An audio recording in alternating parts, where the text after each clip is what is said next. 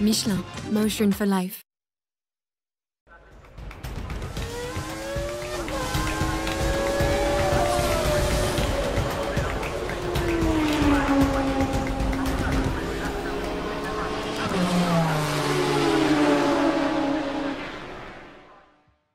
Bonsoir, j'espère que vous allez bien. Bienvenue dans Racing Stream, votre émission dédiée au sport mécanique. Merci d'être fidèle à l'émission. Aujourd'hui, une belle émission. On va parler de toute l'actualité de votre week-end. Et on a un très bel invité. Je vais commencer par te présenter parce que tu nous fais l'honneur d'être sur le plateau. Pilote en WRC2, excusez du peu, Nicolas Siamin. Merci d'être avec nous. Bonsoir, merci. C'est trop cool en tout cas, tu vas pouvoir nous raconter un petit peu ton parcours. Comment tu as pu en arriver là? Ça a l'air de bien cartonner. Enfin, ça n'en a pas l'air, ça cartonne. Et puis tu vas tout nous raconter pendant cette interview. À côté de toi, la légende, Maestro. Oui, bon, Maestro, c'est ça? Maestro, oui, c'est le nom qu'on me donnait à Autoplus. Alors, oui. Je suis content parce que déjà, c'est un Niçois. Ah, mais tout de Je le suite. dis avant lui, Ah, ben voilà. je le dis avant lui. Voilà. Alors, lycée Masséna ou lycée Calmette, déjà pour commencer. Deuxièmement, le rallye, j'ai toujours une place dans mon cœur. C'est vrai. Importante pour le rallye, vous le savez tous. Mais c'est vrai, mais on n'en parle pas assez du rallye. Ça va être chose faite aujourd'hui. Et justement, il nous en parle à chaque émission. Mais aujourd'hui, il nous parlera de l'endurance. Bien sûr, Anthony Drevet. Voilà, quand même, on parle du rallye, mesdames et messieurs. Non, mais t'en parles à chaque émission.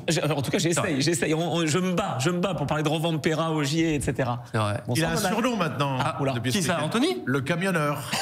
Qui ça, Anthony? Ah bon? C'est vrai. Ouais, je vous en parlerai. Il vient de passer 6 jours ou 24 heures du Mans Camion. La légende de la 6.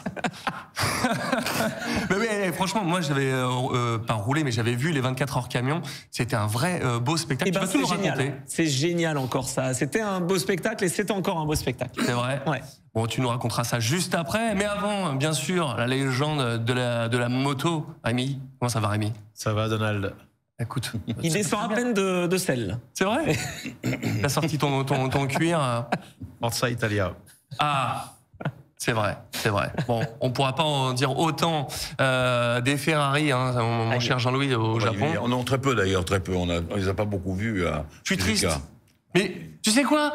Moi, je pense à dans quelques années, comme tous les footix qui aiment le PSG depuis que ça gagne, et que tous ceux qui, comme moi, soutiennent Ferrari depuis le début, le jour où ce sera sur le devant de la scène, et comme Schumacher il y a quelques années, je pourrais dire, moi j'étais là. J'y étais. Voilà. Vous serez témoin de ça. D'accord. Hein, Jean-Louis, t'es témoin, hein? Oui, témoin. Nicolas, t'es témoin? Ouais, je témoin, c'est bon. Très bien. Moi, je ne parlerai pas, je ne dirai rien. Ouais, t'as signé tes NDA, t'inquiète pas. Tout de suite, la moto, c'est parti.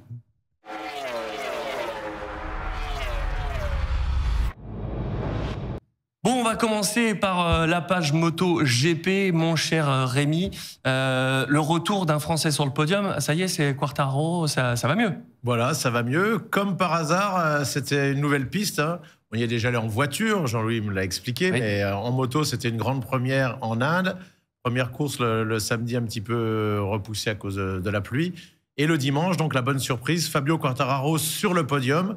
Yes. Certes, 2 pilotes sont tombés, Bagnaia et Marc Marquez, mais il fallait le faire. On a noté que c'est sur 2 pistes rapides, Austin est là qu'il fait podium. Et une chute de Bagnaia, c'est ça? Voilà, bah ça, Il s'est fait mal non, mais il se fait jamais mal. Même quand il se fait rouler dessus, il se fait pas mal. Il a la chance de pas se faire mal à Barcelone. Mais là, ça relance totalement le championnat. C'est 13 points de retard simplement pour Jorge Martin sur la Ducati Pramac et c'est 44 points pour Bezzecchi qui a gagné le Grand Prix. On voit aussi quelque chose, c'est qu'on arrive sur un circuit que personne connaît. Et les Japonaises qui sont au fond du trou, elles étaient, on le rappelle, à Misano le vendredi. Les 6 dernières Japonaises du plateau étaient dernières. Là, d'un coup, les 2 vrais champions du plateau, ceux qui sont talentueux, Marquez sur la Honda et Fabio Quartararo, sont dans le coup. Un sur le podium le dimanche, un sur le podium le samedi. Donc, podium quand même de Marc Marquez. C'est vrai. Et justement, Le retour. la course sprint, comment ça s'est passé? Bah, ça s'est passé que Marquez, il a attaqué comme d'habitude, et puis pour une fois, c'est passé. Et le lendemain... Pour une fois, j'aime bien. Quel troll, ce Rémi. Il a mais Mir s'est pas Mais trop oui, mal débrouillé aussi exactement. pour une fois. J'allais Donc en parler. Ah, Johan Mir. C'était la preuve que la Honda Était bien, hein. était pas trop mal. Ouais, complètement. Et puis dans cette course sprint, par contre, Bezzecchi se fait pousser par Marini. Les 2 équipiers, c'était pas du joli. Et donc, forcément, ça a Valentino permis... n'était pas content. Non, je pense qu'il n'était pas content et ça a permis à Martin, du coup. Marini forfait, du coup. Oui. D'ailleurs, les 2 frangins étaient forfaits, puisque le frère Marquez aussi. Exactement, on était Donc pas les là. 2 frères des deux stars étaient forfaits pour la course du dimanche. Du coup, on a un championnat qui est totalement relancé, là. Alors, totalement relancé. Si. Ah si. Non, mais totalement relancé, vous parlez au niveau C'est pas de pilote. Verstappen au non niveau, plus, là. Vous parlez au niveau Ah oui, pilote. oui. Ah oui, je vous rappelle que tous les vrai. pilotes qui sont en lice pour gagner sont tous des pilotes Ducati. C'est vrai. C'est vrai Donc, que bon. c'est quand même pas tout à fait pareil. Mais il est clair que je ne pense pas que l'équipe Ducati officielle ait très envie que ce soit Ouais. une équipe, même si c'est Pramac ou voire Berzecchi, mais c'est plus on pense à Ouais. Martin, qui soit champion. Après, si ça arrive, voilà, ils n'ont pas perdu le titre. Hein. Nicolas, tu suis la MotoGP? Oui, ouais, je suis toutes les courses. Ah ouais. Toutes les courses. Alors en fait, quand j'étais petit, je suivais avec mon père. Après, honnêtement, j'ai pas suivi pendant de nombreuses années.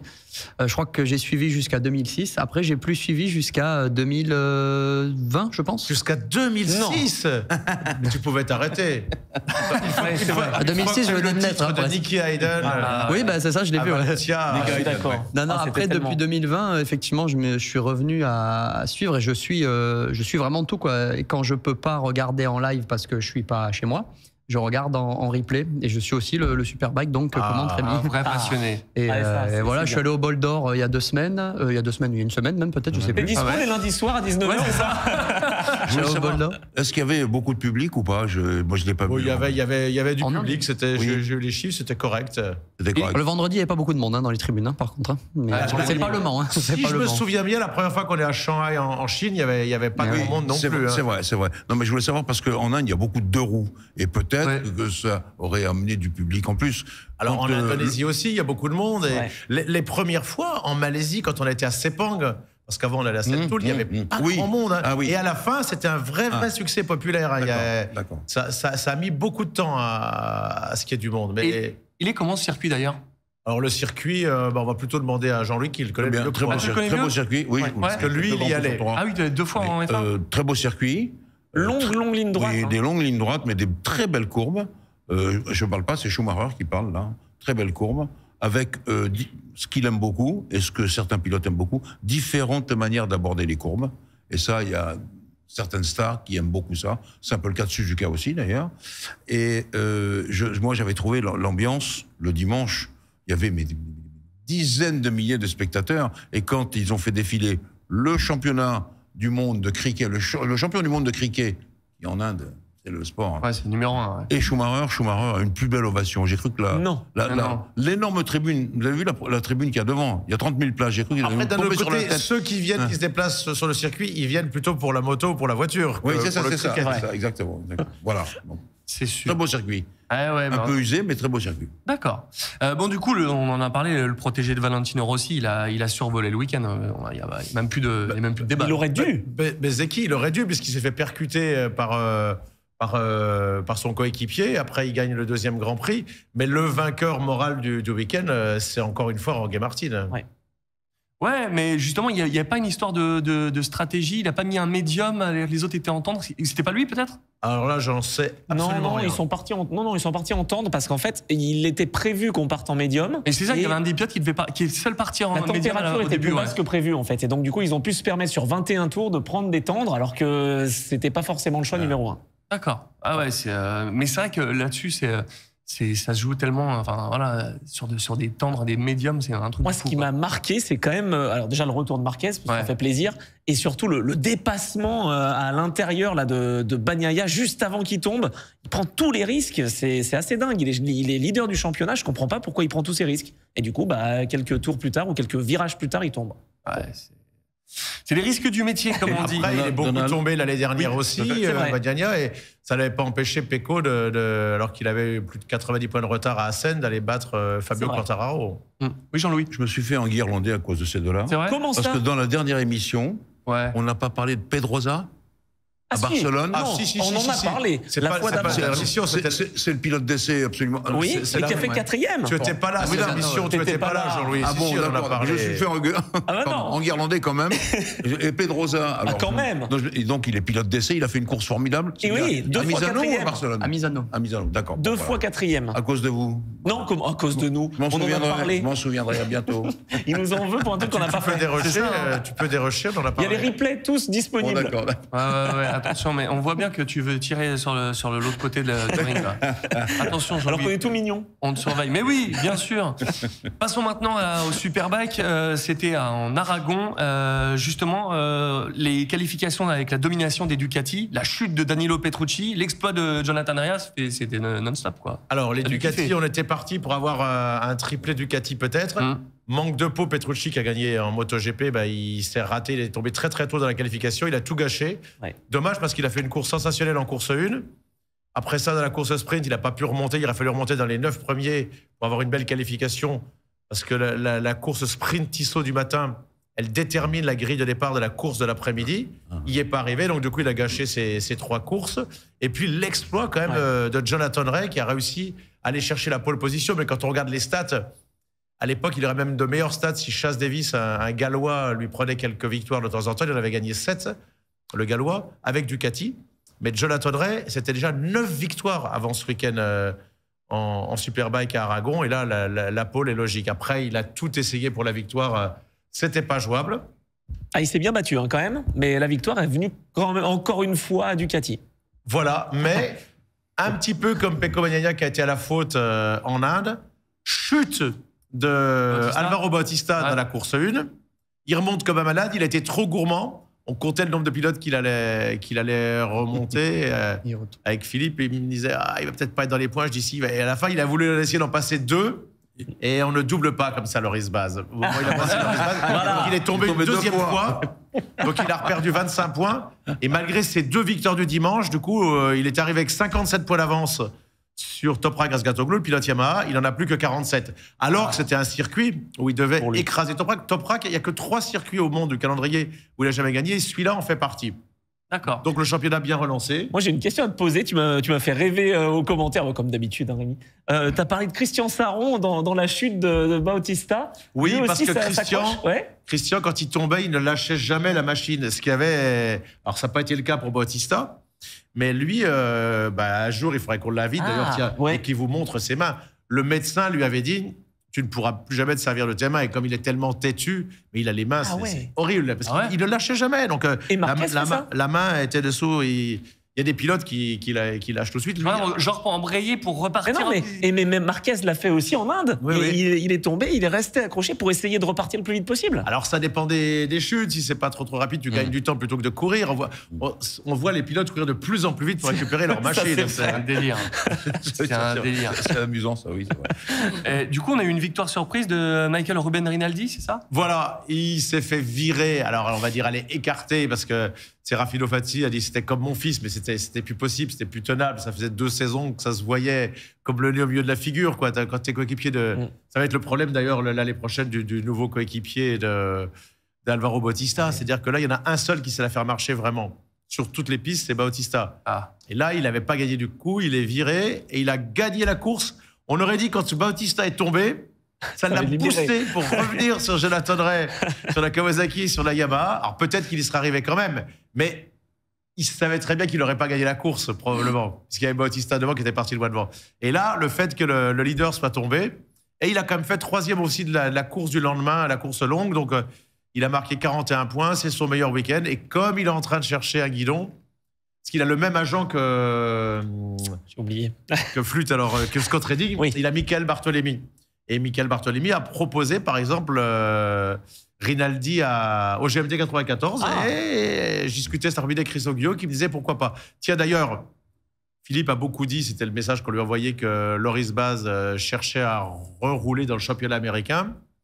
Il y aurait quand même des pistes, dont une piste pour qu'il y ait une possibilité de rouler avec Ducati pour la saison prochaine. Pour Loris, c'est ce qu'on souhaite parce que ça serait vraiment super. On est au moins un Français. Il le mérite. Et puis, il y aura un Français en mondial Supersport, mais il me l'a assuré. J'aime pas ton mec. C'est peut-être pas celui qu'on pense, parce que ça dépendra du pilote qu'il va prendre en mondial Superbike. C'est moi? Non, ce sera pas toi.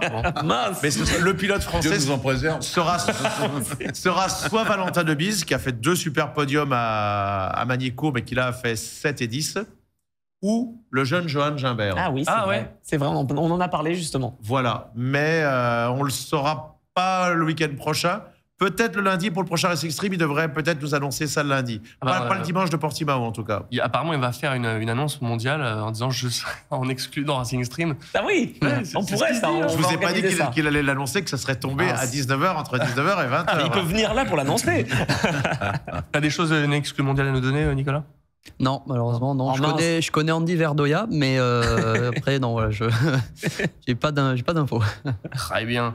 La prestation de Toprak, justement, là, tout le week-end, t'en as pensé quoi? Tous les week-ends où ça se présente mal, comme Barcelone cette année à Aragon, parce que Barcelone, c'est même encore pire avec les boules de ligne droite, franchement, il s'en sort bien. Et je repensais en venant là, sur mon scooter à ce satané pneu qui l'a trahi, qui lui a coûté 25 points, parce qu'à chaque fois qu'il tombe, c'est jamais une erreur. Je ne l'ai jamais vu Toprak tomber sur une erreur de sa part en pilotage ou faire tomber d'ailleurs un de ses adversaires, alors que les Anglais et les Britanniques se plaignaient de lui d'ailleurs, je l'attendrai. Et s'il n'y avait pas eu ces 25 points, on ne serait pas 47, on serait à 22. Hein. Il a un avantage énorme avec sa machine, Bautista, mais du coup, ce n'est pas totalement terminé. Après, les derniers circuits sont favorables, avec un bémol. J'ai pas mal dit que l'Argentine qui sautait et Jerez de la Frontera qui revenait serait un avantage plus important pour Bautista. Et en écoutant, en discutant avec James Tosland, oui, mais pas tant que ça quand même. Donc c'est plutôt à Portimao qu'il va falloir voir ce que va faire Toprak. Après, Bautista a une chance pas possible, c'est que jamais il ne pleut. On a eu 40 degrés la canicule à Manicourt. Là, grand beau temps. On avance dans la saison. J'ai regardé les météos, c'est 29, 28 degrés à Portimao la semaine prochaine. Alors, il n'y aura que Jerez, parce que parfois, quand même, il peut pleuvoir en Andalousie. Mais il est clair qu'un peu de pluie, ça ne veut pas dire qu'il soit très fort sous la pluie, Toprak. Mais vous savez très bien... Mais ce que j'allais dire, c'est pas forcément le meilleur sous la pluie, Toprak. Oui, qui, toi, sous la flotte? mais au moins, il aura une chance. Ray, c'est sous la pluie, c'est vrai. Mais il y aura Ray aussi, ça sera très bien. Bien sûr. Et ça pourrait redistribuer les cartes, je suis d'accord avec toi. Au passage, Ray a une seule victoire cette année, enfin, et ça y est, Rinaldi a gagné, donc on a enfin 4 pilotes qui ont gagné quand même sur le plateau. Sinon, on restait à le cannibale Bautista et Toprak pour le reste. D'accord. Et en parlant de super sport, Nicolas Boulega... Juste, il y a un Français, il y a un deuxième Français. On va quand même lui tirer un coup de chapeau. Il n'est pas niçois, il est cannois. Il s'appelle Florian Marino. Il a eu des podiums, il a gagné en 1000 Superstock, en 600.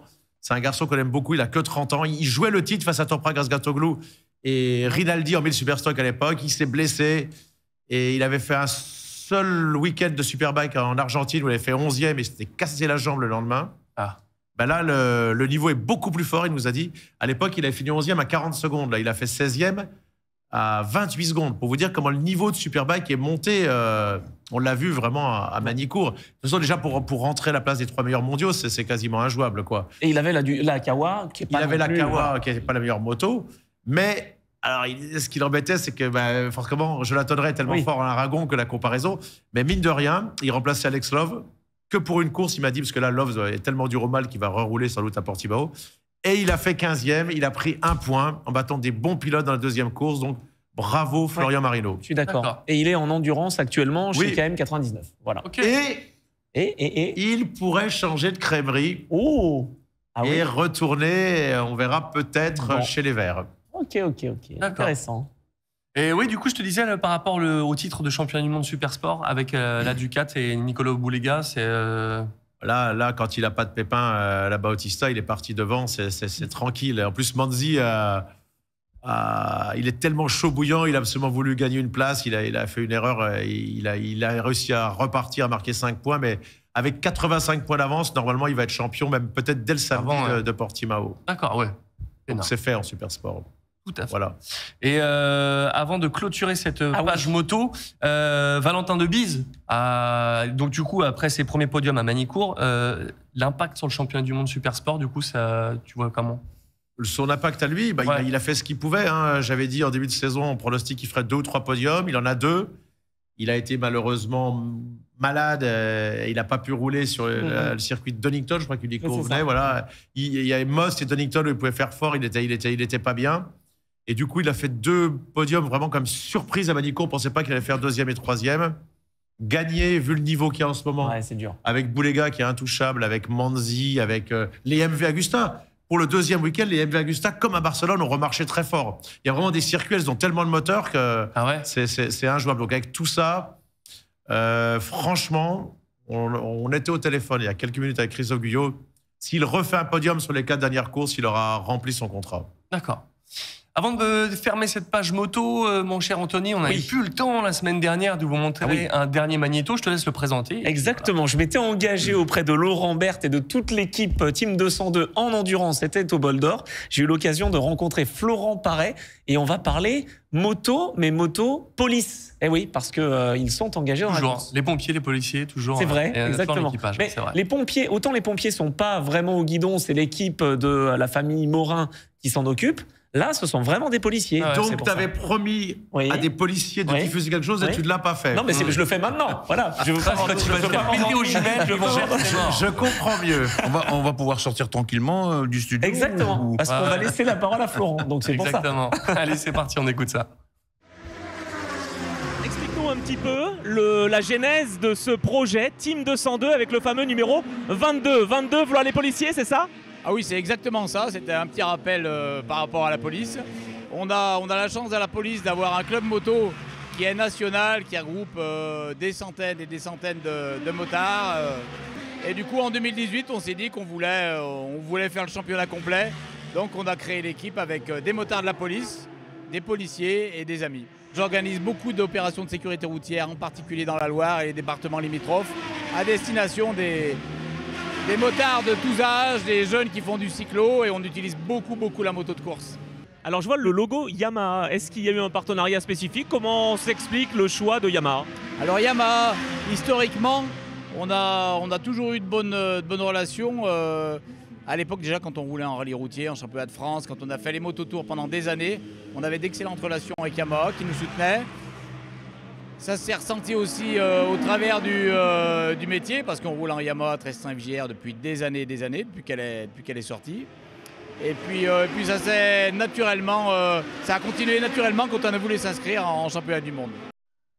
Bah merci mon cher envoyé spécial. Oui. Écoute, avec un peu de décalage. Non, mais c'est pas grave, c'est pas grave. C'est bien comme projet finalement. Voilà, 2018, ils se sont dit on va se lancer. Et c'est vraiment un outil pédagogique. C'est ce que m'a dit Florent. Voilà. Mais cette moto, elle est là de longue date. Hein. C'était Éric Durand, je me souviens. Il y avait Anne-Marie Spitz. Anne-Marie Spitz, la 22, ça fait longtemps.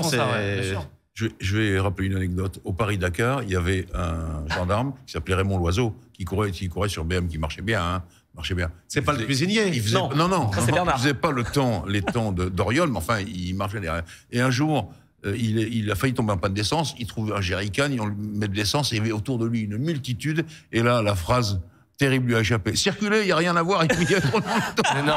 Avec un sifflet. Et il a remis la sauce. Il est arrivé 4e de l'étape. Des formations professionnelles. Ça sort des tripes comme ça, c'est normal. On a aussi le tableau des scores du classement général de Superbike à vous montrer. On n'a pas les points, mais en tout cas, c'est vrai que ce que tu disais, Boulega. 47 points, 47 tu connais points tout pour ce qui est du Superbike. Et Boulega, il a 85 points d'avance. Voilà, il faudrait, il faut qu'il ait 75 points au moment de la première course le samedi. C'est-à-dire qu'il faut que Manzi gagne avec la Yamaha et 2 qui lui prennent 10 points. Ça va être dur. Bon, c'est des sports mécaniques, hein, ça peut arriver, mais... Et quand bien même, de toute façon, quand bien même ce ne serait pas la première manche samedi de Portimao, ce serait la deuxième. Et si ce n'est pas là, 85 points de retard, ça ne se remonte pas. 85 points sur le 100 possible. Ça va être compliqué. Pas face à cette Ducati-là. Tout à fait. On a failli oublier quelque chose, tu voulais nous parler de... oui, Jorge Martin, qui s'est évanoui, qui a fait un malaise. On avait vu ça, on l'avait dit avec Erwan Nigo en Malaisie à Sepang. Il avait peur, en fait, dans un grand hôtel 5 étoiles qu'on ne va pas citer, mais proche de l'aéroport, de manger, parce qu'on l'avait dit, mais là, on était avec Philippe Mollin, on lui dit, mais là, si dans un 5 étoiles, t'as peur de manger. Et là, c'était un autre problème. Il s'était évanoui, lui, il n'avait plus de force. Lui, il n'avait pas terminé la course, à la différence. Exactement. Philippe me dit, mais là, c'était le malaise. Et là, c'est plus rare. C'est dire l'effort qu'il a dû faire quand même, Jorge Martin. Et puis parce qu'il faisait chaud, c'est vrai qu'on n'est pas habitué aussi. Il y a pas mal de voyages. Même toi, Nico, j'imagine, tu dois aussi en faire des voyages, changer de pays, t'adapter, c'est pas facile. Ouais, puis là-bas, déjà il faisait très chaud apparemment, certainement humide. Les pilotes, on voyait Zarco le vendredi aux essais libres, quand il enlevait son casque, on voyait qu'il était pas frais non plus. Puis je pense que la qualité de l'air là-bas est pas géniale non plus, quoi. C'est exactement ce que je voulais dire. Voilà. Attention à la pollution, là-bas c'est le pays le plus pollué du monde et en plus on est à 10 km de la Nouvelle-Delhi, de New Delhi, et donc c'est un enfer. Ouais, c'est vrai. Voilà. Très bien. Et c'était important de le souligner. Tout à fait. Nous passons maintenant à l'endurance.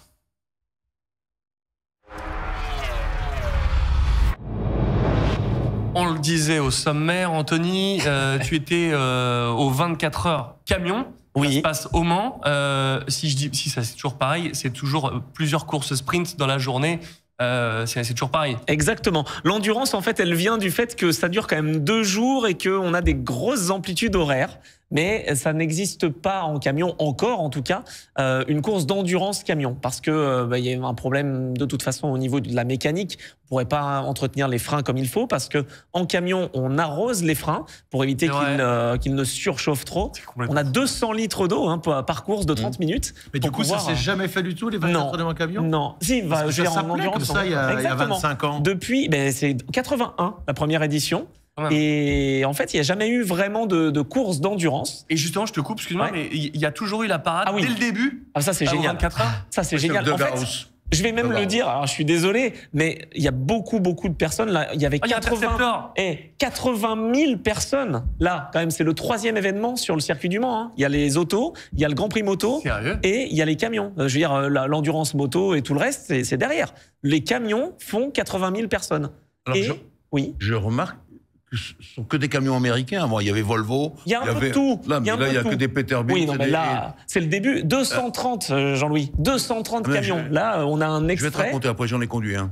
Mais alors, si c'est 24 heures, ils font pas 24 heures ou ils les font en plusieurs fois? Ils font en fait plusieurs courses. Mais ça fait pas 24 heures au total. D'accord. En fait, c'est un peu le Mans classique, quoi. Si on ajoute, cela dit, si on ajoute, ça fait 12 heures le samedi, 12 heures le dimanche. Donc ils font 24 heures, finalement, sur 2 jours. Avec les séances d'essai, parce qu'on commence vraiment à 8 heures du matin. Oui, voilà, et mais ça finit. Il n'y a pas 24 heures de courses. Oui, parce que tu rajoutes les séances d'essai. Non, il y a 8 courses. Et c'est vrai que ce que je voulais dire, c'est que les passionnés viennent avant tout pour les camions décorés, parce que ce sont des transporteurs, c'est vraiment une grande réunion du camion. Les routiers sont sympas. Et ils sont toujours sympas, d'ailleurs, sur Radio Vinci Autoroute. Salut à Seb. Non, mais voilà, j'en fais un petit clin d'œil. Mais en tout cas, c'est vrai que Max Meignier, qui était à l'origine de cette émission sur RTL, justement, a participé aussi à l'organisation de ces courses. Et donc, les gens, si vous voulez, viennent un peu plus pour les camions décorés, les ensembles roulants, que pour les courses. Après, les courses, quand même, c'est populaire. D'accord. Et je crois 29 camions qui étaient en compète là. Alors ça, un truc de fou. En championnat de France camion, on a grille pleine. 29 camions sur le circuit de Mans Bugatti. C'est le maximum. On peut pas en avoir plus. Il y avait 30 engagés. Et ben c'est la piste qui est homologuée pour 29 voitures ou camions. Et en fait, on ne peut pas en avoir plus sur 4 km 185. 29 camions. Honnêtement, c'est impressionnant. Alors là, tous les spectateurs étaient là pour justement le départ. 29 camions sur une piste de 4 km. Il faut quand même se frayer un passage. Il y avait des femmes. Il y a des camions. Oui. Il y a moins d'Américains là. Là, les Américains, Peterbilt et Kenworth, c'était pour la déco. Là, c'est la différence. Voilà, on voit la différence entre un camion de course et un camion traditionnel chez Arrivi. Voilà, donc il y a énormément de camions. Et il y avait des femmes en gris ils font comme au 24 heures. Voilà, exactement. Ça, c'était vraiment la présentation officielle de, comme les 24 heures auto en fait. Vraiment, c'est la même chose, c'est la même dynamique. Et il y avait des femmes, comme Rémi me demande, Stéphane qui est montée sur le podium. Il n'avait pas un camion jaune? Elle avait un camion jaune. Elle a été championne de France, Stéphie. Oui, voilà, une championne de France féminine donc à l'époque face à tous les hommes. Donc Cocorico, bravo. Alors elle est allemande, mais elle roulait pour une équipe française. Et là en Europe, elle a réussi à monter sur le podium. Et en France, on a Jennifer Janiak, qui a participé aux Reines de la Route et tous les programmes comme ça. Et on a également une professeure pilote, parce que oui, on a des lycées également qui sont engagés. Donc on a tout un phénomène. Il n'y a plus de place dans la piste. Mais oui, c'est un truc de... Tu comprends mieux pourquoi, quand il y a 29 camions, ça commence à serrer un peu, vraiment. Et ils sont bridés à 160 km/h, c'est ça? Il est connaisseur. Oui. En fait, pour des raisons de sécurité, parce qu'on me demande souvent, on me dit, mais je comprends pas, il pourrait aller bien plus vite. C'est vrai qu'il y a 1200 chevaux. À 4 de front, mais c'est mort. Non, mais ils sont fous. Mais c'est dans le respect, évidemment, normalement, des règles de sécurité. Et 160 km/h, c'est un ratio, en fait, qui a été pris il y a déjà des années, quand les camions n'étaient pas prévus pour rouler comme ça. C'est impressionnant. 3 de front. On est d'accord. Ça passe pas. Ils ont coupé là, quand même. Oui, il coupe un petit peu. Allez, bon, Ouais.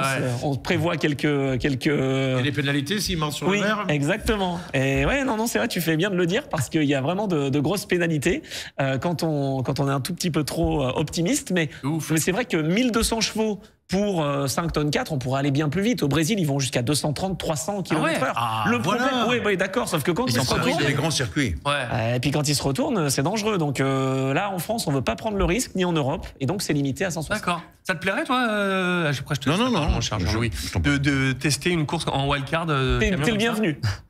Tester sur une course, je pense pas. Après, essayer tout seul, on va dire, ouais, pourquoi pas. Ah ouais. Après, c'est vrai que je suis pas trop attiré par le concept parce que bon, ça va quand même pas très vite. Bah, Ah, Mais- mais, ouais, mais ça doit être on intéressant m'a dit à que essayer. tu voulais essayer la moto de Speedway d'Enzo de Bernard. Ah bon Bah, en moto, j'ai fait beaucoup de choses, mais le speedway, c'est vrai que j'ai pas essayé. Mais il y a pas de frein, je crois, sur une moto de speedway. Non, il n'y a pas de frein, Y a c'est pas de pour frein. ça que ça va te plaire. ça va très vite. Ouais, c'est ça. C'est énorme. Ouais, parce que c'est vrai que tu viens de la piste des VRCZ Cup. Oui, j'ai même fait de la 208 Cup. Avant, oui, j'ai commencé par la piste en voiture. Mais avant, j'ai même fait de la moto tout terrain. Enfin, j'en fais toujours d'ailleurs. D'accord. Mais en compétition, j'ai fait de la moto tout terrain. Je fais du motocross. En tout cas, pas de camion pour toi. Non, écoute, non.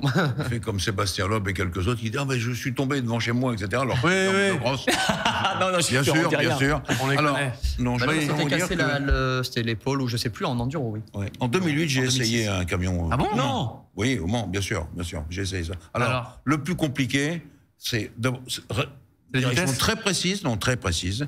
Ça prend pas énormément de roulis, même si on arrive là-bas au freinage et qu'on tourne, ça s'ouvre pas rien du tout. Le plus compliqué, c'est la boîte de vitesse. Ah ouais, c'est ce que j'allais dire. Ouais. Alors, il y a 16 rapports. Ouais, j'allais dire, 16, comment ça moi, se fait le mien Deux. en avait 18. Oui, ou 18. Voilà. Et non, on fait pas 1, 2, 3. Attends, je passe la 6 16. avec un changeur qui a Ouais. 3 positions. Mais non. Et ça c'est pas toujours facile. Non, on est généralement en 7e haute et 8e haute. Voilà. Évidemment, Il y a c'est ça. 2 vitesses mais, vraiment. Mais en maniabilité, je comprends ce qu'ils font là. C'est tellement formidable. Et là, je parle moi de 2007 ou 2008. Ouais, les progrès 2008, qu'on a fait. Ça a encore évolué. ça a encore évolué là. On a fait des trucs. Mais c'était formidable. J'ai fait un papier pour un essai pour Auto Plus. Eh ben, je veux bien que tu nous en parles la prochaine fois. Bien sûr. C'est un gros kart, en fait. C'est un pont bloqué à l'arrière et donc ça glisse énormément. C'est incroyable. Voilà. Bon, du coup, Théo Calvet qui gagne cette édition. Vainqueur, 27 ans, j'ai calculé, après son papa. Les 24 heures camion, c'est toujours Incroyable. un phénomène. Donc il y a son papa Fabien Calvet, qui est président de la commission camion à la FFSA, qui avait gagné. Et ben là, Théo Calvet enfin a gagné le cumul des 4 courses. Il a fait premier, deuxième, premier. Enfin voilà, c'était domination. Jean-Luc Rome, il avait envoyé, parce que j'y suis allé aussi, Ouais. il y avait des pères et fils qui roulaient avec des Exactement. équipages. Et ben encore, c'est vraiment un monde familial. Il y a Lionel Montagne qui est un ancien rallyman Oui. et Yorick Montagne, son fiston. On a la famille Janiek, on a la famille Robineau, 40 ans de camion. Tiens, ils Ah fêtent ouais. leurs 40 années. C'est Ils également étaient... très prisé par les Scandinaves, Oui. ce genre d'épreuve de camion. Exactement. Et aussi C'est maintenant les Allemands. Oui. Beaucoup d'Allemands qui roulent. Il y a Joran Hahn qui a 6 titres à son actif, c'est le record en Europe. Et Steffi Alm, on en a parlé. Magnifique. Avant de passer à l'interview de Nicolas, nous allons parler de l'ELMS. Les 4 heures, j'ai été surpris. Oui. C'est un sprint à Spa-Francorchamps. Exactement. Est-ce que tu peux nous dire là-dessus? D'ailleurs, tu nous as ramené les images encore une fois. Eh bien, oui, on remercie. Super Ah oui, alors Noël, d'ailleurs, on remercie pour les images de ces 24 heures camions, donc Stop and Go, les équipes de la CO et également France Route. Donc voilà, merci pour ces images. Et là, on remercie la Oh CO là là. encore. Ils organisaient plein de choses. Et alors là, ça s'est pas bien Il a passé pété dès le le moteur, début. hein, ou il a... Ben non, c'est Maldonado. Alors c'est pas Pastor, c'est Manuel, son cousin. Bon, il a un peu trop bloqué les roues. Ah, c'était un... Il a bloqué les 4 roues, quoi. Ah bah C'est un là, truc de fou, il- j'ai jamais vu autant de fumée pour un blocage. C'est dingue, c'est dingue. Alors Oh, il a on- bloqué pendant longtemps. Ah ouais. Non mais on le sait. Et alors, Peut-être ce qui qu'il est- avait les pneus pas bien chauds, je sais pas. Mais... Alors il y a ça. Ou alors on il n'a était pas plus de optimiste, couverture quoi. chauffante. Ou Non, les mais c'est deux. intéressant. C'est intéressant, Nicolas. C'est vrai qu'il n'y a pas de couverture chauffante, donc je pense qu'il s'est fait piéger. Il a pris peut-être un Il tout a petit soudé les peu, freins, d'accord. ouais, un petit peu trop de. Le problème, c'est qu'après, d'aspiration. quand tu amorces un blocage comme ça, pour le récupérer, c'est c'est impossible. C'est Impossible. Mais il y a eu beaucoup de crashs là ce week-end à Spa. On a vu Fassbender qui s'est encore fait taper. Franchement, il n'y est pas pour grand chose à chaque Ou fois. alors, il avait peut-être pas bien mis ses freins carbone en température, parce que c'est des freins carbone sur les LMP2. C'est possible, Mais bon, j'en doute quand même. Mais du coup, il a quand même un peu anéanti la course du leader du championnat chez Duquesne. Oh là, ça va. Là, ça tape. Et là, Ah ouais, ça tape. il va. Et là, ça tape. C'est une Ah oui, elle est... LMP3, ça. Ouais, ok. Oui. Là, il a rectifié Il la. ne repart pas, là. la C'est une géométrie. LMP3, ça, ouais. Exactement. Et donc course, oui, sprint comme tu le dis. Ouais, c'est vraiment à chaque fois le LMS extrêmement Ah bah là, ça spectaculaire. tape aussi. Mais sur le circuit de Spa, fois, on peut vite se faire piéger. Il y a eu je pense pas mal d'erreurs. Je pense qu'il faisait un petit peu frais. Et c'est vrai que le fait qu'il n'y ait pas de couverture chauffante, ça n'aide pas. Ouais. Tu as des résultats à nous donner pour les catégories? Alors exactement, vainqueur et victoire de l'équipe Algarve Pro Racing. Deuxième victoire de la saison. Ils sont leaders du championnat désormais. Ils s'imposent devant Cool Racing pour 1 seconde 8. Mais alors la petite spécificité, c'est qu'on a un règlement et une catégorisation en fait pro et pro-am. C'est ce qu'on a l'habitude d'avoir, des pilotes un peu moins capés et des pilotes professionnels. Et bien là, Cool Racing était en pro-am, avec Malte Jacobsen et Nicolas Lapierre qui sont des professionnels, et Alexandre Coigny qui est le patron en fait de l'équipe, qui se fait plaisir et qui de plus en plus le gentleman, voilà. Et en fait, on voit de plus en plus des équipes pro-am être aux avant-postes parce que la technique, c'est de faire partir le pilote moins capé au départ. S'il y a un safety car, on perd un petit peu moins de temps. Et ensuite, on a 2 pilotes pro, donc c'est quasiment pareil en fait. C'est ce qui explique ce peu d'écart. D'accord. L'année prochaine, l'arrêt du programme P2 en WEC. Je pense qu'il y a de nombreuses équipes qui vont partir vers le LMS. Normalement, c'est prévu, mais les grilles sont pleines. 42 voitures. 42 voitures, on ne peut pas faire beaucoup plus sur les circuits. L'homologation, on en parlait. Donc, certains vont aller en hypercar. On sait que WRT est avec BMW l'année prochaine. On connaît aussi l'équipe de Philippe Sino, Signature, qui sera en hypercar avec Alpine. Donc bon, ça laissera quelques places. Ça va être un peu compliqué finalement. C'est l'embarras du choix. Il va y avoir beaucoup de demandes et finalement peu d'élus. Et puis en LMP3, donc Cool Racing s'est imposé. Et en GT, c'est Porsche qui s'impose, mais pas celle qu'on avait vue initialement. Sur tapis vert, on n'a pas respecté les full course yellow, donc pénalité. Ce qui veut dire pour nous, c'est super Rémi, parce qu'on a égalité entre les 2 leaders en GT. Donc ça c'est propre. Ça va être pas mal. Ça va être bien. On va à Portimao nous, la fois prochaine aussi.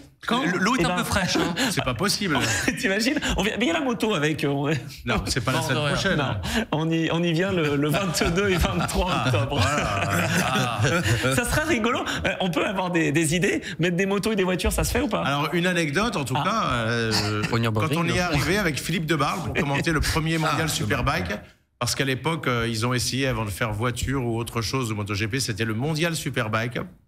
Et ils ont quand même sacrément bien bossé les Portugais, mais le jeudi, le circuit n'était pas totalement. Ils étaient encore en train de finaliser la peinture, etc. Ah oui, d'accord. Et ça a été nickel. C'est un circuit assez sensationnel. Il est génial. Voilà, les pilotes adorent. Génial. Franchement, 2008, il a été créé, construit, et franchement, très très fort. C'est les montagnes russes. Tu as déjà roulé là-bas? Une fois, ouais. J'ai eu l'occasion d'y rouler, ouais. Alors, ton ressenti? Effectivement, le dénivelé est assez impressionnant. Bon, c'est pas Spa, mais il est quand même costaud. Alors moi, j'ai roulé avec la Ligier JS2R. Donc c'est une voiture qui a déjà une bonne vitesse, mais c'est pas aussi rapide qu'un proto. Chevaux, je crois à peu près. Ouais, ça faisait même un peu plus déjà. 340. Ouais, c'est ça. Et par contre, il y avait pas beaucoup de virages.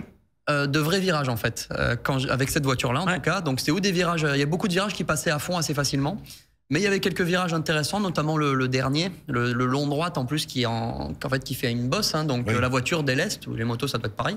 Donc la voiture délaisse quand tu arrives dedans, c'est vraiment intéressant. Ouais. Je me demande s'il n'y a pas plus de sensations en moto qu'en voiture sur ce tracé-là. Déjà, je trouve qu'en moto en général, il y a plus de sensations qu'en voiture. C'est pour ça qu'il a fait du rallye. Non mais t'as raison. Il y a 2 roues. Ah bah oui, c'est rien. C'est rien à voir. C'est la loi. Rien à voir. Effectivement, tu as déjà devancé ma première question. Ça tombe bien, c'est l'interview, c'est maintenant.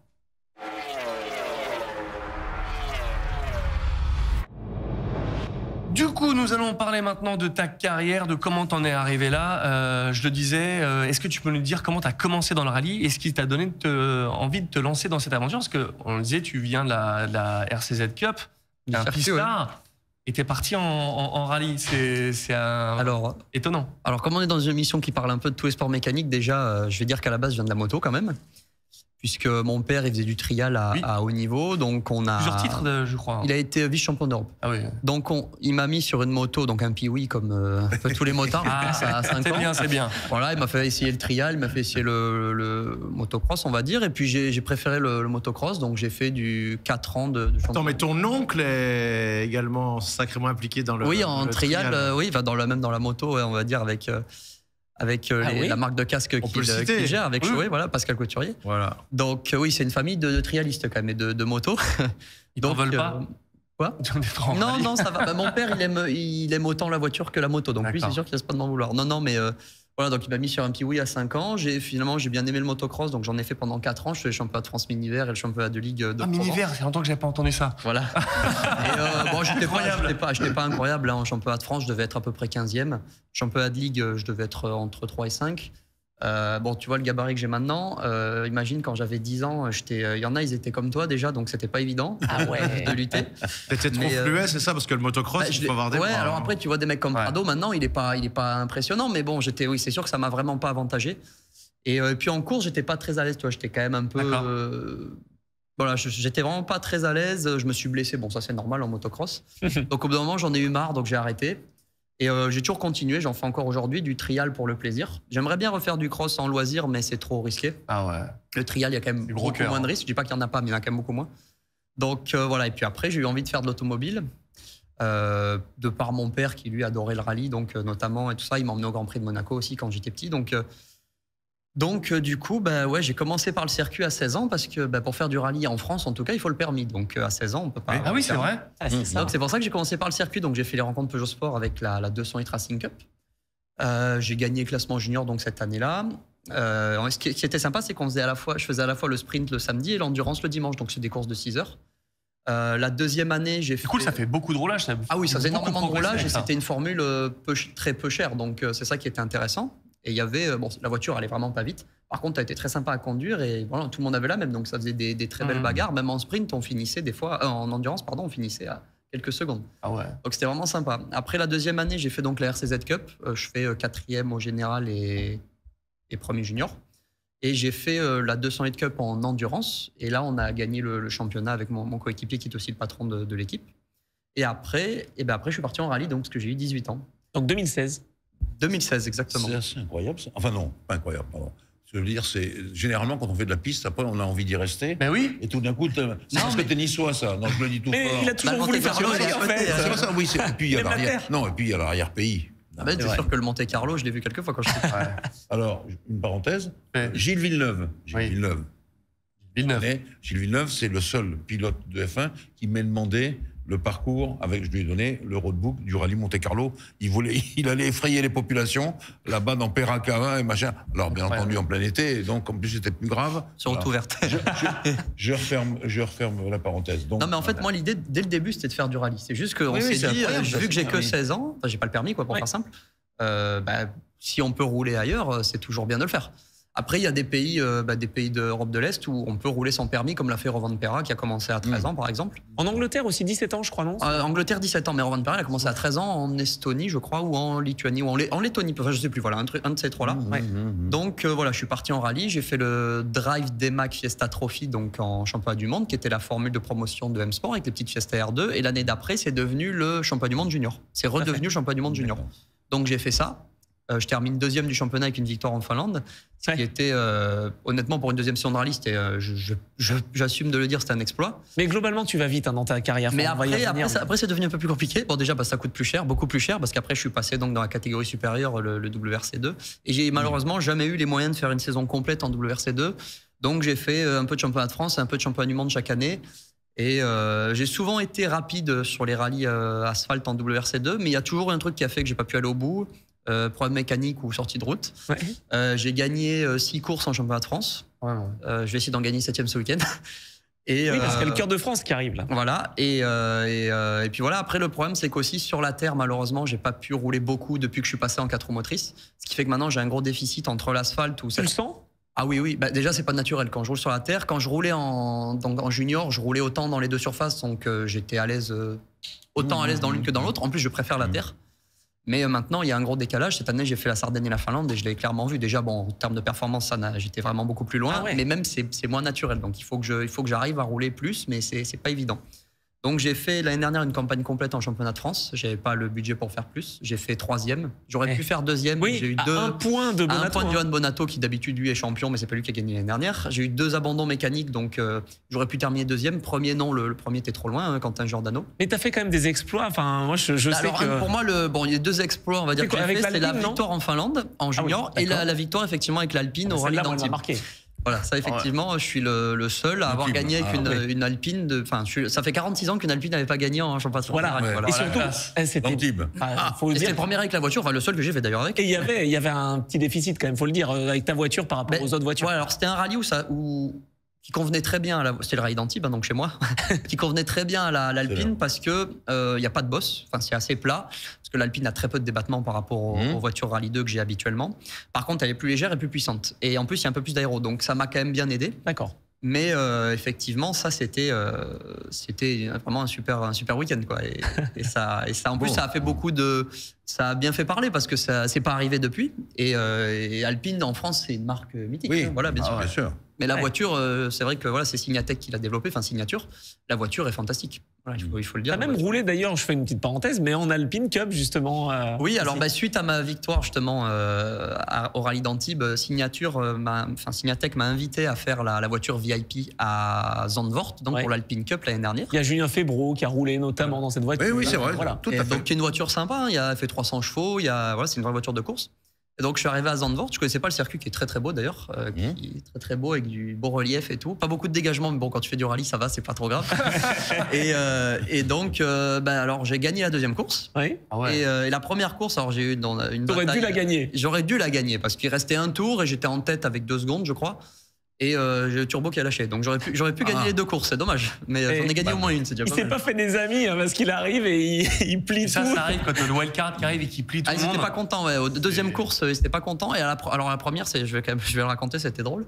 À la première course, donc je me battais avec Louis Méric pour la première place, parce que moi je partais 4 en Tu qualif. sais que, attends, juste. Il faisait du camion. Voilà, C'est il faisait pour du ça que je le camion. dis. Louis Méric. Et en fait, donc à la sortie du premier virage, il me tasse, alors qu'il y a la place, hein, quand même, il me tasse dans le gravier. Donc moi, je lui remets un coup de portière. Je passe devant. Dans le banking, il me décroise. Donc on sort à 2 dans toute la montée vers Sky, je sais plus comment ça s'appelle, le droite en haut là, de droite très rapide où Russell a failli sortir cette année. Et où malheureusement Théo Pourchère est sorti. Oui, exactement, Oui, voilà. bien sûr. Bon, nous on arrive moins vite, hein. Nous on arrive qu'à 200, bon c'est déjà pas mal. Et quand j'arrive là-haut, en fait, dans la ligne droite, il y a largement la place pour 2 voitures, mais il m'a vraiment tassé sur le vibreur à droite avant d'arriver au sommet. Et donc l'Alpine n'a pas de débattement et encore moins la Cup, hein, qui a les pneus dans les ailes. Oui. Donc la voiture a rebondi, j'ai perdu la voiture et comme il était contre moi, parce qu'il m'a pas laissé la place, je me suis appuyé sur lui involontairement, mais moi du coup je suis resté sur la piste, il m'a bien aidé et lui il est allé dans l'herbe et franchement il a été bon parce qu'il s'est bien rattrapé, il a pas tapé le rail et du coup il est passé 3e.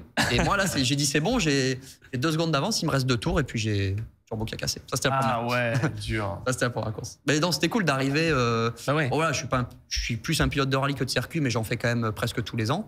Et c'était cool d'arriver, de pouvoir gagner, de pouvoir jouer la gagne tout de suite, quoi. Ça montre qu'un pilote de rallye s'adapte. Enfin, forcément, la qualité d'adaptation, c'est super important. Ah ben, ce qui est sûr, c'est que je suis arrivé, j'avais jamais roulé avec la voiture, j'avais jamais roulé à Zandvoort. Alors, les premières minutes de la séance, j'étais tout de suite devant, à part un de mes coéquipiers qui était venu faire une journée d'essai avant, parce que les autres étaient jamais venus non plus, enfin, en tout cas pas en Alpine. Et tout de suite, j'étais devant, parce qu'en rallye, effectivement, le but, c'est d'être. Voilà. Après, en qualif, il m'en manquait un peu, parce qu'on n'avait pas un setup parfait pour la qualif, qui était bon en course, mais un peu trop confort pour la qualif. Et puis, je connaissais pas assez la voiture pour exploiter le jus du pneu tout de suite. Donc, voilà, ça m'a manqué un petit peu en qualif. Oui, c'est assez rare de voir ça. Parce que les gens du rallye, ils roulent tout seuls, en réalité. C'est vrai. Tout le temps, avec un équipier qui donne des notes. Et là, le circuit, c'est quand même une autre école. C'est un art plus difficile. Ah, ouais, c'est pas pareil. Disons qu'en rallye, complètement différent. C'est pas les mêmes qualités. Il y en a pas un qui est forcément plus facile que l'autre, mais c'est pas les mêmes qualités Oui, qui sont ce qu'on demandées. demande pas. Et alors, il t'est jamais venu l'idée de faire un peu de monoplace, pour rien que pour voir? Si, j'en ai fait, mais pas en course. Hein. J'ai Non, fait mais de la pour Formule voir. Renault 2 litres et j'ai fait de la F4. Et ça t'a pas attiré? La F4 peut-être Alors, moins, mais la Formule Renault 2 litres, honnêtement, pour moi, en termes de plaisir, c'est presque le meilleur truc que j'ai essayé. Ah. Voilà. Ah, quand Et même. alors, ça t'a pas encouragé à aller là-dedans? Bah, j'étais déjà un peu tard, je trouve, et c'est vrai que j'avais envie de faire du Et rallye. puis le budget, je pense. C'est incroyable que tu aies envie Allez, de faire du rallye. C'est parce attends le que t'es- speedway. hein. Mais je sais pas. Mais Les gens regrettent pas, hein. non, pas du tout. Mais c'est que la télé, c'est aller avec ton père sur les routes du Monte Carlo. Ah, certainement que ça Qu'est-ce a qui a dû fait faire, que tu as préféré le rallye? C'est ça qui est. Bah, À après, part manger du saucisson j'ai envie- en Ah, c'est pas mal. reconnaissance. Non, mais j'ai envie de te dire, qu'est-ce qui aurait fait que je préférais faire du circuit aussi, Bah, finalement. T'as fait la Cup, tu t'entraînais Oui, non, mais sur c'est vrai que l'asphalte, j'adore. tout ça, etc. Quand j'ai fini ma 2e année de circuit et que donc c'est là qu'il fallait choisir, j'ai hésité quand même. J'ai beaucoup hésité. Ah, bon, bah, ça, Et déjà, c'est une finalement, étape, oui. quand j'ai pu faire des essais, alors pas une course, mais que j'ai pu faire des essais en rallye avec une vraie voiture de rallye sur une route fermée, j'ai dit non, c'est quand même ça que je veux faire et finalement je regrette pas. Ça veut dire qu'il y a plus d'ambiance en rallye entre vous, les pilotes, etc. Alors moi j'ai toujours trouvé que l'ambiance, alors je parle pas entre les pilotes, mais l'ambiance générale, je la trouve plus sympa en circuit. Ah bah tu vois, J'attends, on peut ça dire. pense à fermer, c'est incroyable. Je trouve ça hyper austère. Dans moi, de dans l'expérience moto, que j'en ai. Hein. En voiture, quand je suis arrivé les paddocks voiture, je fais oulala. Ah, mais par rapport à la moto, ah oui. Ah ouais, mais la moto, c'est trop bien. Ah bah oui, on est bien en moto. Non, le public, je trouve que le public est plus proche en rallye qu'en circuit, mais je parle entre les équipes et les pilotes. Je trouve que j'ai toujours trouvé l'ambiance plus sympa en circuit. Parce que franchement, en moto, il te manque une couronne, tu vas la chercher. Et en camion aussi. En voiture, ils disent ouais, non, c'est bon, suite. Mais non, en fait, ce qui me plaît dans le rallye, c'est la diversité. Oui. Parce que le circuit, c'est plus redondant, finalement. Oui. Et en rallye, soit c'est cette improvisation qui me plaît en fait. Et puis voilà, il y a de la terre, la neige. Bon, la neige, j'ai jamais fait, mais pardon. Ça te fait pas peur?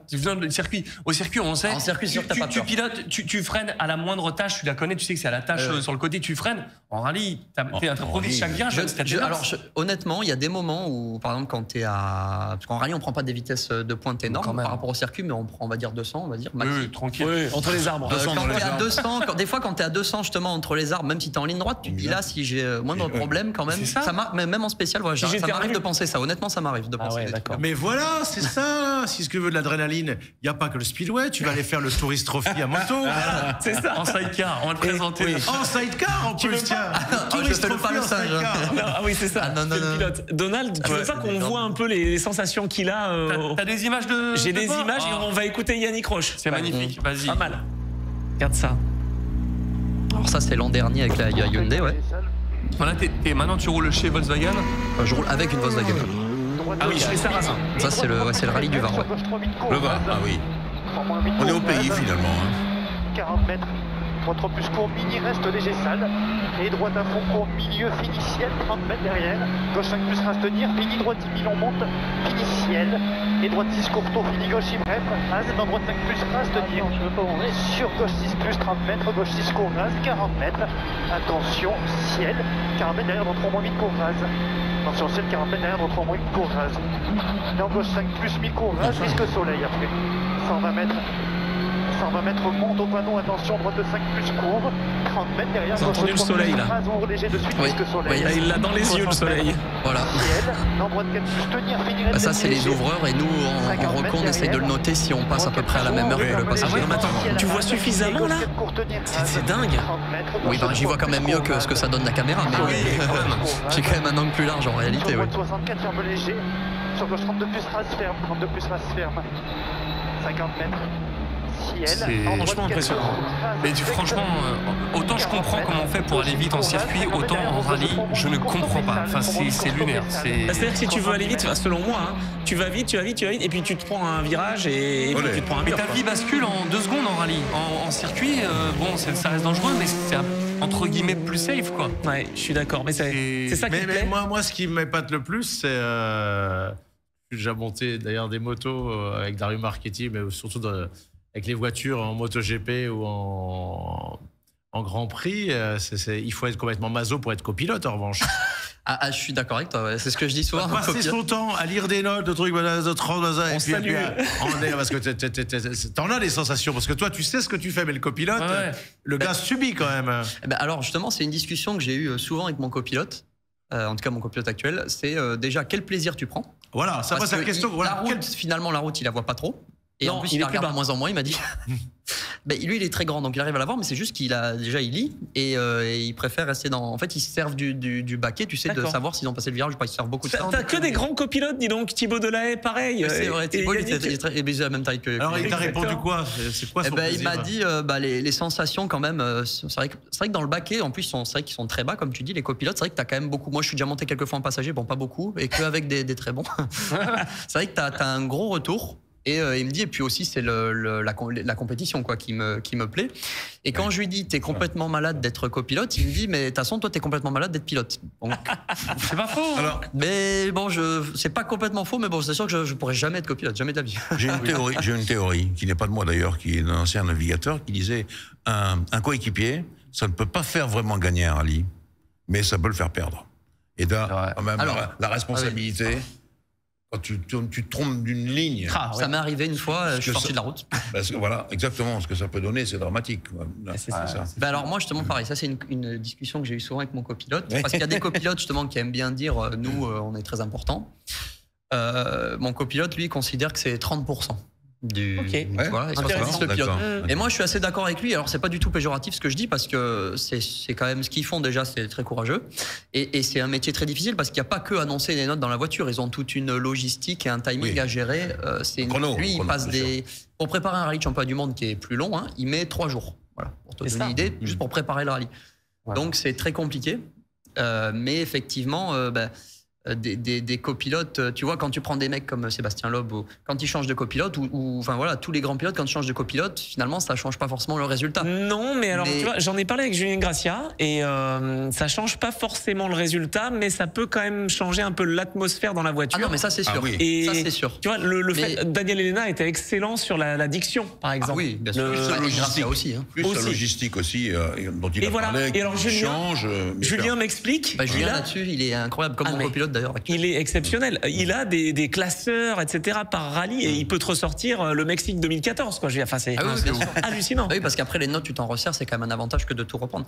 Mais voilà, le copilote, c'est très difficile, mais comment dire, des Loeb ou des Ogier, il y en a qu'un ou deux qui peuvent faire ce qu'ils font, alors que les copilotes qui pourraient faire le job, regarde, Sébastien Ogier a changé de copilote, il a pris Vincent Landais qui est excellent, et les résultats sont les mêmes. Ouais, donc, mais alors c'est pas du tout péjoratif ce que je dis, voilà, c'est vraiment. C'est parce que Vincent est très bon. Je vois ce que tu veux dire. Mais il y a un. Jean-Louis. Voilà. Et mon copilote serait d'accord, hein, je précise. Je voudrais vérifier une autre théorie. Quand j'étais jeune et que je suivais le championnat du monde des rallyes. C'était en quelle année, ça? Je vais te dire, jusqu'en 87. La Ford de T, jusqu'à la fin des groupes B. Jusqu'à la fin des groupes, voilà, exactement, les groupes B. Après, c'était Paris-Dakar, mais j'avais commencé tôt, hein, très très tôt. Hein. Le rallye, c'était un pilotage plutôt défensif, si tu comprends ce que je veux dire. C'est-à-dire que quand tu vois la courbe arriver, pas sur asphalte forcément, mais peut-être que tu te mets un peu plus en travers pour freiner la voiture. Et maintenant, quand je vous vois tous là, alors. Je ne sais pas si c'est Sébastien Loeb qui a lancé l'histoire de la vidéo pour repérer. Non, ça s'est fait un peu après. Un peu après. Pour repérer les routes, etc. Maintenant, je trouve que le pilotage est plus du tout défensif. C'est de l'attaque en permanence. Alors, la différence, c'est que déjà, maintenant, les rallyes sont beaucoup plus courts. Il y a beaucoup moins de spécial. Donc, ce qui fait que c'est. Puis, c'est comme un peu dans tous les sports, finalement. Tout le niveau s'est resserré, en fait. Donc, tu regardes une course de MotoGP ou de F1 à l'époque, entre le premier et le dernier, je dis n'importe quoi. Il y avait minutes, maintenant, il y a Vous avez entendu ce qu'a dit Florian Marino. Il avait terminé 11e à 40 secondes, et c'était en 2014 ou 2015. Là, il est 16e à 28 secondes. Donc, aujourd'hui, c'est pareil en rallye. C'est le sprint du début à la fin, quoi. Donc c'est vrai que c'est très intense, et maintenant il y a un gros travail de vidéo qui est fait pour il y en a qui font plus que d'autres. Moi par exemple je fais pas partie de ceux qui les regardent le plus. D'accord. Je passe des heures à les regarder avant les rallyes, mais il y en a ils font quasiment du par cœur. Moi j'aime pas, parce que pour faire du par cœur c'est déjà très difficile, et quand tu connais par cœur ça va. Quand tu connais entre les deux, entre le pas et le beaucoup, des fois, en fait, tu te dis, ah ouais, là, je sais ce que c'est. Donc, tu connais 3-4 virages, t'écoutes pas ce qu'il te dit à côté, et quand t'arrives après, tu sais plus. Donc, ça, j'aime pas trop. Je préfère ou tout connaître, ce qui arrive rarement, ou moins. Mais quand t'es presque par cœur, ça, c'est très compliqué. Quel est le rythme, excuse-moi, quel est le rythme qui est dans tes oreilles? C'est toi qui le demande à Yannick? C'est quoi? C'est un virage en avance? C'est quoi?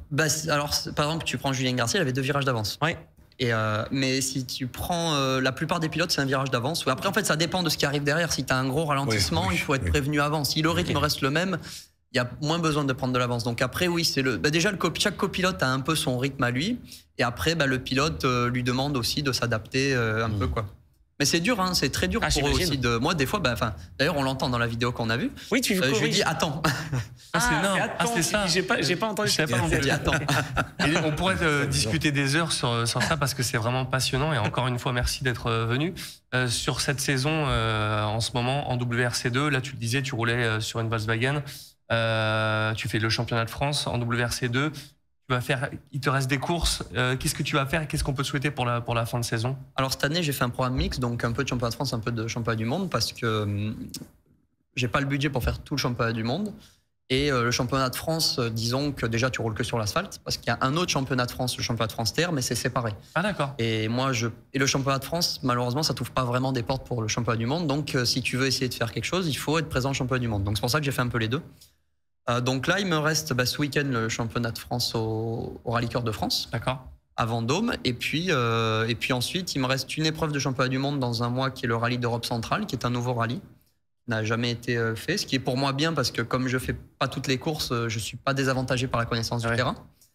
Donc il y a une journée en Allemagne, une journée en Autriche, une journée en République tchèque. D'accord. Voilà. Et après, normalement, je devais faire encore le rallye du Var cette année. Mais je vais peut-être le remplacer par un rallye terre en Allemagne parce que rouler sur l'asphalte, ça me sert pas à grand chose alors que j'ai besoin de rouler sur la terre. Voilà. Mais c'est pas encore décidé. D'accord. C'est pas une 7e victoire en championnat de France? Une 8e, si, ce week-end. Oui, voilà, c'est ça. Et le Var, si je le gagnais cette année, ça ferait 3 fois d'affilée. Mais je sais pas si je vais le faire. Bon, d'accord. Et tu changes de voiture, je crois, ce week-end? Oui, alors là, je passe sur la nouvelle Skoda maintenant parce que mon équipe, donc Sarrazin Motorsport, qui est dirigée par le pilote.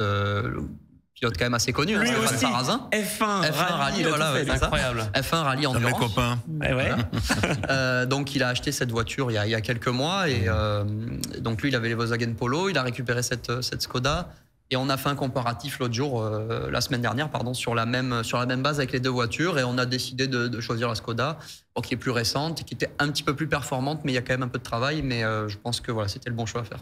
Magnifique. Bon, en tout cas, passionnant. J'ai encore une question. Vas-y.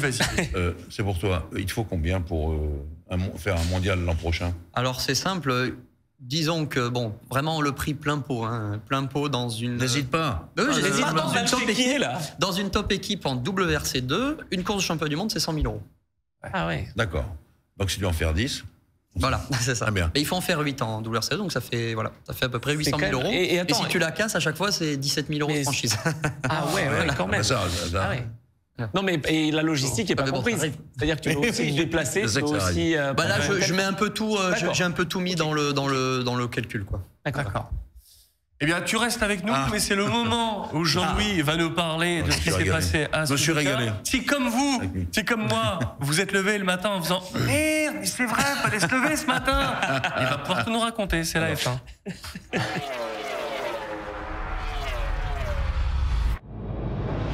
Mais heureusement, j'ai pu suivre quand même avec le résumé, mais tu le feras tellement mieux. Alors tout d'abord, il y a un replay, je vous signale, pour la F1 sur Canal. Nicolas, on a parlé. Bien sûr, faut regarder ça. Alors, bravo d'abord à Red Bull Honda, parce que je lis les chiffres. 623 points, le suivant c'est Mercedes à 305. C'est plus du double. Oui, ça commence à faire. Ça commence à faire beaucoup. Bravo à Adrian Newey, le concepteur, si je puis dire. Bravo à Pierre Vacher, qui est un Français, directeur technique de Red Bull. Et j'ouvre une petite parenthèse. Il ne sort pas d'une grande école. Il sort de l'université, Pierre Vacher. Donc, comme quoi, en France, on peut aussi former des gens. On n'a pas besoin d'être dans une école. Il n'a pas bossé chez Michelin, Pierre Vacher. Oui, aussi, mais bien sûr, mais il sort de l'université. Et donc, quand même, ça, c'est pas si mal que ça. Bonne école Michelin. Et nous voilà donc avec 6 titres dans l'aspiration de Lotus, 7 et Mercedes 8 pour Red Bull. C'est quand même pas mal. Les 4 de Vettel plus les 2 Verstappen, c'est pas si mal que ça, 22-23. Je trouve ça formidable. Alors, je vais ajouter un grand compliment. En plus, pour c'est vrai. Un très grand compliment. En 2005. Un très grand compliment à Verstappen. Peu importe l'équipe, Verstappen, il nous livre une saison totalement ahurissante. Ouais. Et franchement, j'ai déjà dit que je l'avais vu transfigurer. Du quasiment sale gosse que c'était, c'est devenu un champion vraiment formidable, qui sait répondre, qui sait se débrouiller, qui est cool, même s'il se planque bien dans sa vie privée, et il n'a pas tout à fait tort. Voilà, ça, je trouve ça très sympa. Je suis content d'entendre ça, Jean-Louis, parce qu'il y a 2 ans, j'avais pas le sentiment, je suis seul sur le plateau. Oui, c'est vrai. Vous étiez tous pour Hamilton. Mais non, mais le replay. C'était pas toi qui étais. Nous, on était on était bien orange. Alors, 400 points pour Verstappen. Je vous donne le score de presque le double Pérez. Aïe. Et d'ailleurs, je fais une petite parenthèse sur Pérez. Il a un contrat signé en 2024, mais s'il continue comme ça, je les connais chez Red Bull. Mais ils sont pas prêts de lui dire tu vas continuer. D'ailleurs, on va sûrement y revenir, mais il a fait quoi? Pourquoi il est revenu en course après être arrêté dans les stands? Nous allons y venir. Nous allons y venir. Alors, bien sûr, eux là, ils vont me dire mais Jean-Louis, tu nous as dit à Singapour que la FIA avait resserré les contrôles, les machins, etc. Et c'était les ailerons. Alors. Oui, vas-y. Justement, alors, je vous renvoie chez mes amis de Canal+, Julien Febvreau et Franck Montagny qui commentaient. Ouais. Et à un moment donné, on a la célèbre caméra sur le côté. Je me rappelle plus la voiture, mais enfin une voiture qui bombardait dans la ligne droite. L'aileron, je fais le geste comme ça, l'aileron était comme ça, hop, il lève le pied pour le freinage, hop, l'aileron s'est remis ça. Donc les contrôles, il n'y en avait plus. Parce que ça, c'était pas ce qu'il y avait à Singapour. Les contrôles, voilà. Donc il y avait encore des ailerons qui se baladaient de tous les côtés. Et ça, je suis obligé de dire que ça, c'est la FIA. Moins de contrôle à Suzuka, on ne sait pas pourquoi. Encore un nouveau problème avec les pilotes. Je veux dire, Verstappen, il y avait 3 enquêtes sur lui à Singapour. Pas de résultat. Pourquoi, on ne sait pas. Ils ont dit que Sargent aurait mérité une pénalité aussi. Oui, oui, il y a Sargent aussi. Voilà. Pourquoi, j'en sais rien. Et je vais ajouter que ça ne m'étonne pas du laisser-aller actuel de la FIA qui perd ses repères. D'ailleurs, je fais encore référence à Franck Montagny, qui dit très justement, ils sont en train de bricoler à la FIA. Ils ont perdu l'aura qu'ils avaient pour diriger un peu tout ça, la F1, le championnat du monde des rallyes, etc., etc.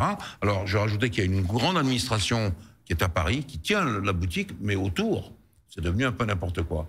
Et c'est ça qui me fait un peu peur pour l'avenir. Je ne veux pas critiquer Mohamed bin Sulayem, mais il faut vraiment qu'il reprenne ses troupes en main, parce qu'on ne peut pas avoir toujours 2 poids 2 mesures, on est d'accord. D'ailleurs, alors l'histoire de Sargent et de Verstappen. Mais c'est ça, parce que Rémi l'avait souligné, ils ont fait leur mea culpa, d'accord. Oui, mais ça, le mea culpa, c'est gentil, mais enfin, quand les points du championnat du monde, c'est les constructeurs, c'est ce qui donne les millions de dollars pour continuer l'année suivante, il ne faut jamais perdre ça de vue.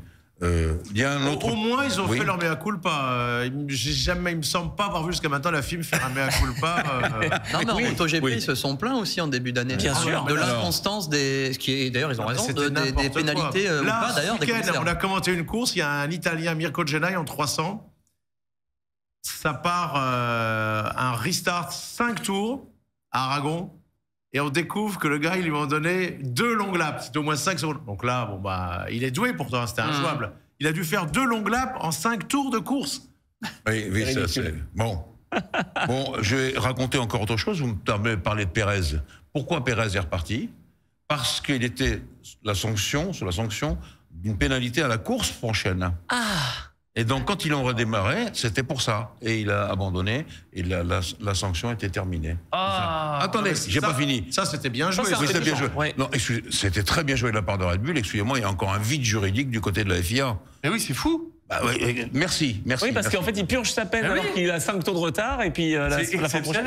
Je vais très vite. McLaren, absolument formidable. Incroyable. C'est quoi ce retour? Ils ont mangé du lion? Il se passe quoi là? Non, mais ils transforment les voitures. Et depuis, ça fait 2 ans qu'ils sont sur le coup. Tu le disais la dernière fois. Et ça grimpe. Je fais confiance à Andrea Stella. Et puis les pilotes ont été formidables. Oui. Même si Norris a un peu plus de bouteilles que Piastri, il a déjà fait pas mal de podiums, Norris, et puis Piastri en a fait un. Piastri, c'est un élément, l'élément qu'il faut, c'est le scientifique froid quand il pilote, et tout en étant très agressif.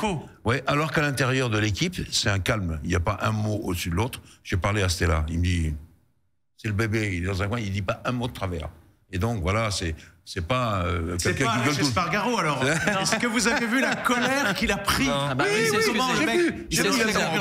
Non mais là, tu te mets toute ton équipe à dos, là, c'est de la stupidité. Ça arrive. Il s'est excusé. À ce point-là. Il a fait son coup pas.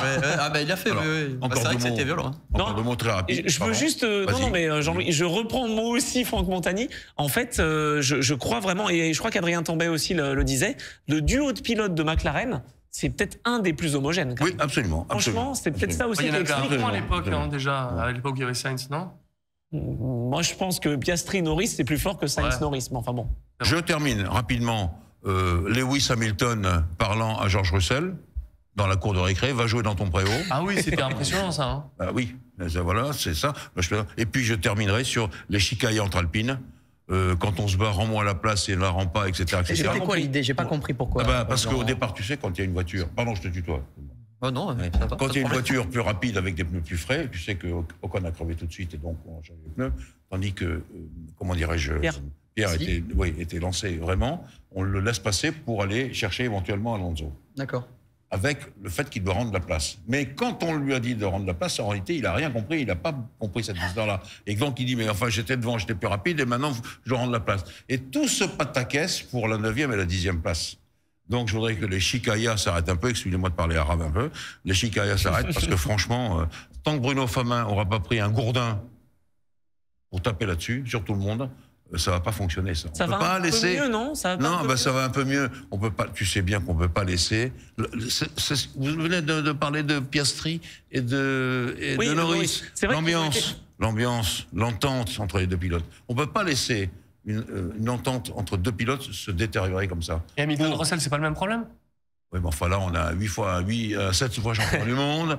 On a une écurie qui est Mercedes, on rigole pas tous les jours. Non mais c'est différent. d'un autre côté, non mais je te rejoins. C'est vrai qu'on tape dessus. Enfin, les McLaren s'étaient un peu tapés à Monza. Tout de suite, Andrea Stella et Zach Brown avaient tapé sur la table. Voilà. Messieurs, Mercedes tout aussi. est possible. Dans les pilotes avec lesquels j'ai le plus sympathisé quand je faisais le micro à chef, il y avait Colin Edwards, le Texan, qui est un mec sensationnel, d'une gentillesse extrême, et James Tosland. Franchement, eh bien, à un moment, j'ai découvert, j'ai dit, mais qu'est-ce qui se passe chez les gens? Ils en étaient tellement fâchés qu'ils avaient été obligés de faire une séparation dans le box en moto. C'est du jamais vu. Avec Rossi. Avec Rossi et Lorenzo, c'est ça. Oui, mais Rossi Lorenzo, voilà, c'est un peu comme Hamilton avec Russell. C'était pour le titre. Là, Erling, c'est Keroli aussi. Hein, ouais. Eux, ils avaient deux structures motocross. différentes. Ouais. En motocross. 2 derniers mots. Bravo, je suis content de t'avoir connu. Parce que franchement, tu m'as ébloui. Bravo. Et préférer le rallye en plus. Pour tous ceux qui viennent de l'école du pour tous ceux qui viennent de l'école du rallye et qui passent à la F1, c'est pas si mal que ça. Deuxièmement, le prochain Grand Prix qui sera au Qatar, n'oubliez pas que s'il gagne la course sprint, Vatanen sera champion. Verstappen sera champion du monde. Voilà, mais j'ai fini. Ça va leur faire plaisir aux organisateurs que le titre soit pendant une course sprint. Bah, bon, oui, on marque des points, tu le sais bien. Hein. Il lui manque 3 points. Il lui manque 3 points pour être champion du monde. Donc, voilà. On n'est pas à l'abri, nous d'ailleurs non plus, que Bautista soit champion du monde sur la course sprint, qui est très peu diffusée. Ah oui. Parce que j'ai découvert que beaucoup de commentateurs étrangers dans le groupe WhatsApp disaient mais là, ça s'appelle une course sprint Tissot. Ah oui, ça s'appelle ça Super Pole Race. Ouais. Ah oui, c'est ça, oui. Il y a des chaînes télé qui ne la diffusent pas parce qu'elles pensent, les directeurs de programme, que c'est la Super Pole. Donc ils disent changer le nom. À Canal, on diffuse Oui. Et attends, j'ai commenté une course de Formule 3 à Monza. Le titre, c'est joué dans les stands en qualif. Absolument. C'est vrai. Ah oui, Et je l'ai vu. Ouais. Dernière question, la dernière. Sargent, c'est cuit. Aïe. Ah, ça me paraît une connerie. C'est-à-dire que il ponctionne gravement les finances de Williams. Oui. Et ça joue. Il en apporte, mais il en ponctionne, quoi. Oui, je sais. Non, le Même propriétaire. rigole, Mais le propriétaire de Williams. Le propriétaire de Williams est américain. Il faut se rappeler de ça. C'est pour ça que Sargent en particulier est arrivé. Mais à un moment donné, chez Mercedes, il pose pour Liam Neeson, le jeune, hein, et donc voilà. Et Lawson, par contre, il fait une belle Liam arrivée. Neeson, c'est pour ça. Une belle arrivée. D'ailleurs, je peux juste te poser la question, Jean-Louis. Oui. Mais non, mais AlphaTauri, qu'est-ce qu'ils ont là? Ils mettent, c'est une écurie de jeunes. Ils mettent Ricciardo avec Tsunoda l'année prochaine. On est où? Ils ont signé. C'est fou. Oui, mais tu sais comme moi que les contrats. Oui. Sur Ça chez varie Red Bull, un peu. ça dure pas. Ça Oui, peut ça changer. C'est pour ça que je repense à Pérez. C'est ça. Eh bien, merci pour cette expertise, encore une fois. De rien. C'était très cool. On te retrouve, du coup, le week-end prochain, Harley? Le week-end, ouais, tout à Ça y est fait. Ouais. Tu Je repars pars demain matin. Demain matin, ouais, je descends à Vendôme, ouais. Bon. Ah, c'est pas très loin d'ici. On croise les doigts pour toi. J'espère que ça va cartonner. On te retrouve sur les réseaux sociaux, sur Instagram, c'est ça? Oui, Instagram et Facebook et TikTok. Tout à fait. Bah voilà, le programme est défini. Bravo. Merci Jean-Louis. Non, merci à vous tous. Merci à toi Nicolas. Merci. Et puis merci à vous deux, Rémi et Anthony. Et merci à vous pour votre fidélité. On se retrouve la semaine prochaine, même endroit, même heure. Et d'ici là, mettez du gaz. Bye bye.